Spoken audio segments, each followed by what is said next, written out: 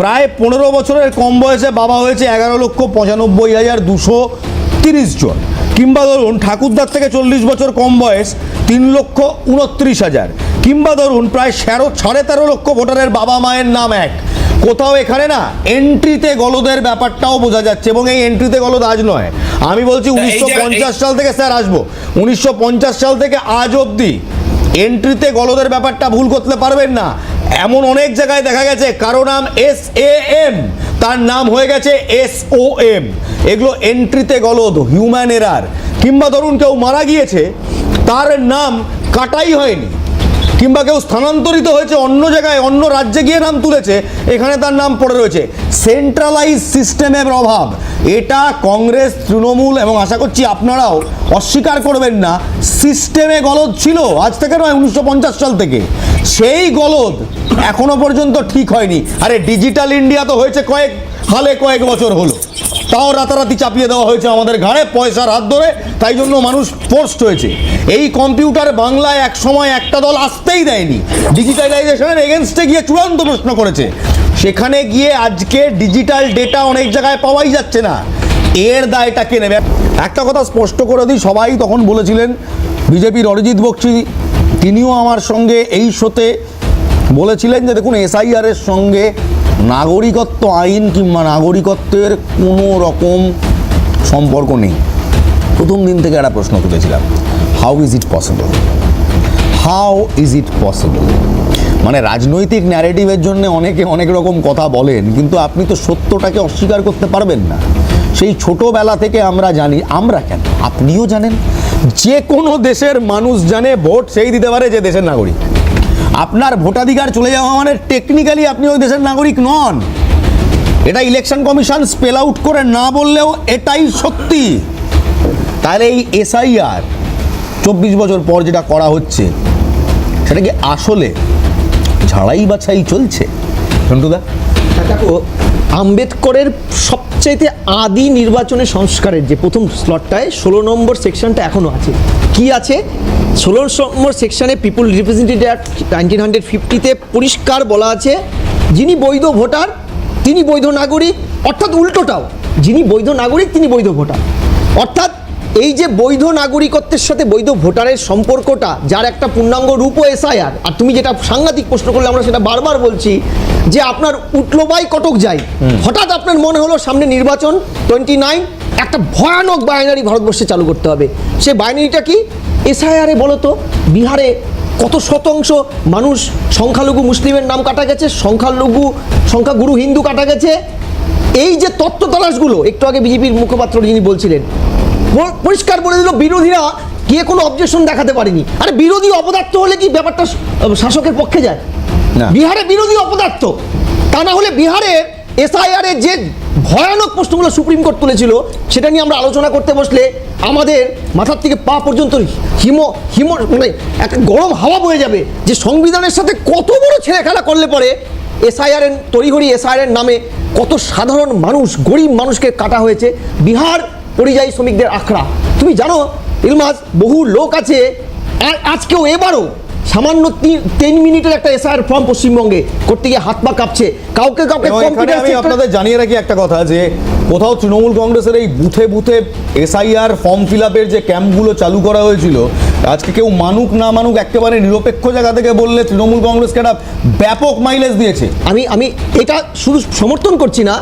আমি 2002-এ যখন তৃণমূল নেত্রী বিরোধী, তখন আমি তার দেখেছি তিনি রাজনীতির কারণে, সবটাই রাজনীতির কারণে, সব কিছু রাজনীতির কারণে হলেও নির্বাচনের পশ্চিমবঙ্গের তালিকা সংস্করণে মমতা ব্যানার্জির ভূমিকা কেউ অস্বীকার করতে পারবো না, কেউ বলতে পারবো না। তিনি ভোটের জন্য করলেও, সবাই ভোটের জন্য করে, কিন্তু করেছেন। আজকে বলছি, তুমি বলো, যারা এ রাজ্যের সংখ্যাতত্ত্বের প্রধান বিরোধী, আমি ওদের প্রধান বিরোধী মানি না, সংখ্যাতত্ত্বের ভিত্তিতে প্রধান বিরোধী, তারা কটা ক্যাম্প করেছে, কটা মানুষকে গিয়ে ডোর টু ডোর বলেছে আপনি এইভাবে করেছে, তারা ক্যাম্প করেছে, কিন্তু সেই ক্যাম্পগুলো একটু অন্যরকম ক্যাম্প, সেগুলো সিএ। এটা কি এটার সাথে অনুসংযুক্ত? সেটাই তো বুঝতে পারছি। কেন করবেন আপনি? SIR-এ মানুষ, আমি তো দেখছি মুসলিম সম্প্রদায়, আমি একবার তারা বেশি যাবো। দাঁড়ান, অরিজিৎ বাবু যেহেতু আমার সঙ্গে গুগল মিটে রয়েছেন এই মুহূর্তে ভার্চুয়ালি, অরিজিৎ বাবু, এসআইআর ফর্ম ফিল আপ নিয়ে একটা বড় প্রশ্নবোধক চিহ্ন আমজনতার মাথায় ছিল, আমজনতার মুখে ছিল। আনুন একটু স্ক্রিনে আনুন অরিজিৎ বাবুকে, আমাদের মনে প্রশ্ন ছিল। তবে অরিজিৎ বাবু, তৃণমূল কংগ্রেস দুয়ারে দুয়ারে ক্যাম্প করেছে, ক্যাম্প করে অ্যাটলিস্ট ফর্মটা ফিল আপ করিয়েছে।